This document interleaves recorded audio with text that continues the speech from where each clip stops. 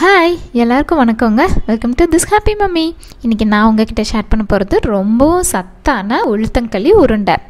இது எல்லா பெண்களுமே சாப்பிட்ணும், நம்மளோட ஹிப் போன்ஸ் எல்லாம் ஸ்ட்ரென்தன் பண்ணுறதுக்காக. சரிங்களா? முக்கியமாக இதுக்காக நம்ம எடுத்துக்க வேண்டிய உளுத்தம் பருப்பு பார்த்திங்க அப்படின்னா தொலியோடு இருக்கணும். கருப்பு உளுந்து தான் நம்ம எடுத்துக்கணும். சரிங்களா? ஸோ முழு உளுந்து இல்லைன்னா அரை உளுந்துமே தொலியோடு இருக்கிறது ரொம்ப முக்கியம். அது பார்த்துக்கோங்க. ஸோ அதை நம்ம இப்போ ட்ரை ரோஸ்ட் பண்ணிக்கலாங்க. அதுக்காக ஒரு வடைச்சட்டி வச்சுட்டு நம்ம எடுத்துருக்க, அதாவது நீங்கள் எந்த அளவு வேணால் எடுத்துக்கலாம். நான் இப்போ 3/4 கப், 3/4 கப்பு நான் உளுந்து எடுத்துக்கிறேன். சரிங்களா?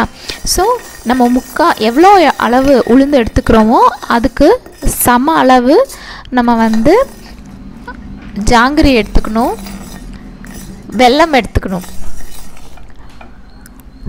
இப்போது நான் 3/4 கப்பு வெல்லமும் எடுத்துக்கிட்டேன்.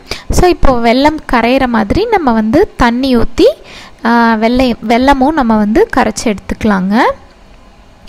ஸோ இப்போ நம்ம ஃபஸ்ட்டு இதை நல்லா வாசனை வர்ற அளவுக்கு நம்ம நல்லா வறுத்துக்கலாம்.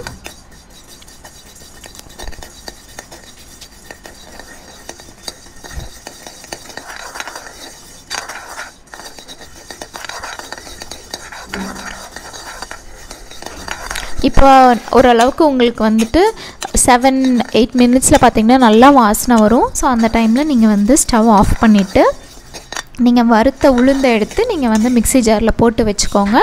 ஸோ அதுக்கு ஆறுனதுக்கப்புறமா தான் நம்ம அரைக்கிறோம். ஸோ அதனால் அது ஆறுற வரைக்கும் நம்ம அந்த டைமில் நம்ம ஜாகிரி கரைச்சி எடுத்துக்கலாங்க. ஸோ இது நான் இப்போது மிக்சியில் போட்டு ஆற வச்சுக்க போகிறேன்.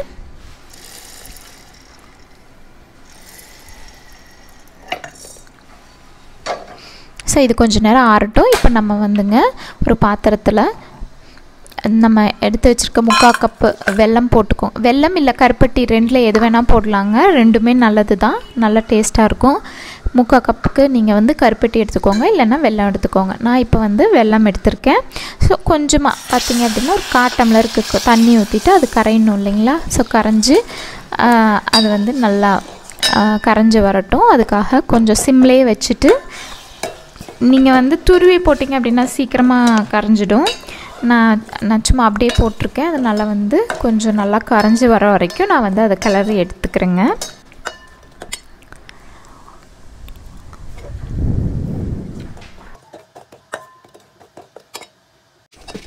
அதுக்குள்ளே பார்த்திங்க அப்படின்னா நம்மளுக்கு நம்ம ட்ரை ரோஸ்ட் பண்ணி வச்சுருந்த உளுந்துமே ஆறி இருக்குங்க. அதை நம்ம மிக்ஸி ஜாரில் போட்டு அரைச்சி எடுத்துக்கலாங்க. பார்த்திங்க அப்படின்னா ரொம்ப ஃபைன் பவுடராக நீங்கள் அரைக்காதீங்க. இந்த மாதிரி கொஞ்சம் கொரன்னு இருக்கிற மாதிரி அரைங்க. அப்போ தான் உருண்டை நம்ம களி சாப்பிடும்போது நல்லாயிருக்கும். சரிங்களா? அதனால் இந்த அளவுக்கு கொரன்னு அரைச்சிக்கோங்க, போதும்.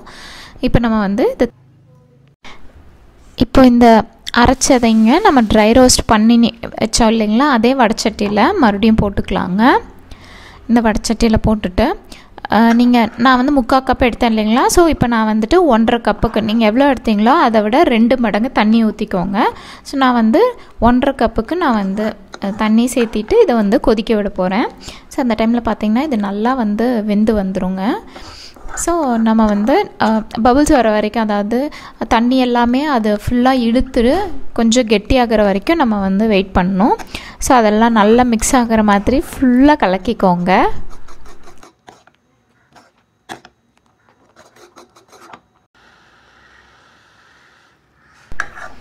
இப்போ கொஞ்ச நேரத்தில் பார்த்திங்க அப்படின்னா இது நல்லா அந்த தண்ணியெல்லாம் இஞ்சிடுச்சு பார்த்திங்களா? ஸோ இந்த மாதிரி கொஞ்சம் கெட்டி ஆகிட்டு வந்ததுக்கப்புறமே நம்ம கரைச்சி வச்சுருக்க வெள்ளைப்பாகு எடுத்து இதில் போட்டுக்கலாங்க.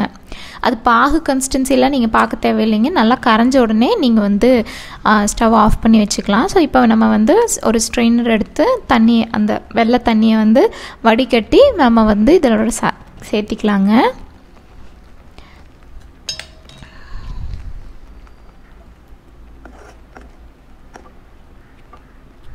இது சேர்த்தினதுக்கப்புறமா நல்லா மிக்ஸ் பண்ணி விடுங்க. ஃபுல்லாக கலந்து வரட்டும்.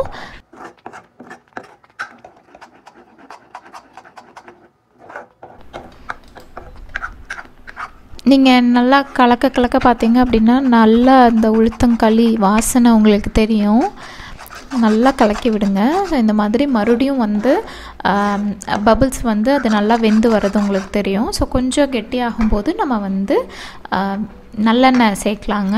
இது வந்து பார்த்திங்க அப்படின்னா ஃபுல்லாக ஒரு 5 ஸ்பூன் வர மாதிரி நிறைய நல்லெண்ணெய் சேர்த்திக்கலாம். நல்லதாங்க. எப்போவுமே வந்து பொண்ணுங்களுக்கு வந்து அந்த ஏஜ் அட்டன் பண்ண டைமில் வந்து நல்லெண்ணெய், அதுக்கப்புறம் இந்த உளுந்துக்களி, முட்டை அதெல்லாம் தருவாங்க இல்லைங்களா. ஸோ அதெல்லாமே நல்லதுக்காக தான். ஸோ ஸ்ட்ரென்தன் பண்ணணும் நம்ம ஹிப் போன்ஸ் எல்லாம் இல்லைங்களா. ஸோ இப்போது நம்ம வந்து இந்த களியோட நல்லெண்ணெய் சேர்த்திக்கலாங்க. நல்லெண்ணெய் சேர்த்துனா மட்டும்தாங்க இது நல்லாயிருக்கும். தேங்காய் எண்ணெயோ இல்லை வேறு எதாவது சேர்த்திங்கன்னா அப்படின்னா அது வந்து டேஸ்ட் நல்லா இருக்காதுங்க. தேங்காய் எண்ணெய் சேர்த்திங்க அப்படின்னா அது தனியாக வந்து தெரியும், நல்லா இருக்காது. அதனால் நீங்கள் வந்து நல்லெண்ணெயை சேர்த்து செய்யுங்க. இது ரொம்ப நல்லாயிருக்கும். இது பார்த்திங்கன்னா பால்கோவா மாதிரியும் இருக்கும், எள்ளு உருண்டை மாதிரியும் தெரியும். நல்லா உளுந்துக்கான கசப்போ இல்லை அந்த கருப்பு தொளி சேர்த்திருக்கோமே அப்படிங்கிற ஒரு உங்களுக்கு நீங்கள் அதை பற்றி திங்க் பண்ணவே தேவையில்லைங்க. நல்ல ருசியாக இருக்கும். இது ஒரு தடவை நீங்கள் செஞ்சு பார்த்தீங்க அப்படின்னா அடிக்கடி செய்வீங்க. ஸோ இது வந்து நல்லா நீங்கள் கலந்து விட்டுக்கிட்டே இருக்கணும். அவ்வளோதான். கை விட்டீங்க அப்படின்னா கொஞ்சம் வந்து என்ன சொல்கிறது கெட்டி ஆகிடும். ஆனால் நீங்கள் நல்லா கலந்து விட்டுக்கோங்க. ஸோ இப்போ வந்து பார்த்திங்க அப்படின்னா கடைசியாக நம்ம வந்துட்டுங்க நெய் தான் விட்டு கலக்கணும். ஸோ நெய் விட்டதுக்கப்புறமா நம்ம ஒரு பாத்திரத்தில் எடுத்து போட்டு ஊற்றிக்கலாங்க. இதைவே ரொம்ப ஈஸியானது, ரொம்ப ஹெல்த்தியானதும் கூட. கண்டிப்பாக நீங்கள் வந்து சின்ன குழந்தைங்க, அதாவது உங்கள் வீட்டு பசங்க இருந்தாலுமே நீங்கள் வந்து கொடுக்கலாம். நல்ல ஒரு ஹெல்த்தியான ஸ்நாக் மாதிரி இது. இப்போ வந்து நல்லா கொதிச்சிருச்சுங்க, கெட்டி ஆகிடுச்சு பார்த்தீங்க இல்லையா. ஸோ இப்போ இந்த டைமில் நம்ம வந்து கொஞ்சமாக வந்துங்க கீ ஊற்றிக்கலாம். ஸோ நான் வந்து 2 ஸ்பூனுக்கு கீ ஊற்றிக்கிறேன்.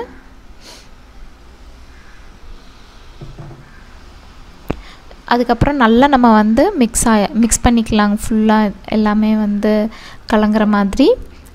ஸோ அது அவ்வளோதான். இப்போ கீ மிக்ஸ் பண்ணிட்டோம்னா போதுங்க. அதுக்கப்புறம் ஸ்டவ் ஆஃப் பண்ணிவிட்டு நம்ம வந்து இதை ஒரு பாத்திரத்தில் எடுத்து கொட்டி வச்சுக்கலாம்.